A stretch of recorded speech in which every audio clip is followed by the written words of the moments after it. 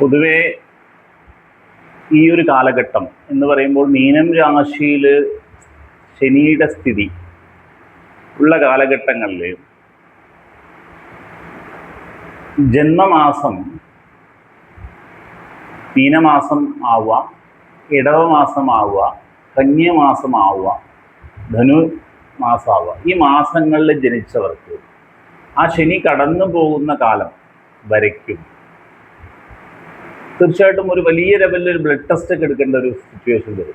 ചില cancer test പോലെയും MRI scan അങ്ങനെയുള്ളതൊക്കെ എടുക്കേണ്ട ഒരു സിറ്റുവേഷൻസ് വരുന്നതാണ്.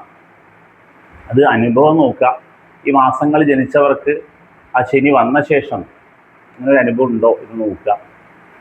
അങ്ങനെ ഉണ്ട് എന്ന് തോന്നുന്ന പക്ഷം ഭയപ്പെടേണ്ട വിഷയമല്ല. അത് ആ ഒരു സമയത്ത് അങ്ങനെ ഒരു സൂചന നമുക്ക് ഉണ്ടാകും. കാരണം ആ സൂര്യശനിയുടെ ബന്ധം വരുമ്പോൾ സംഭവിക്കുന്നതാണത്.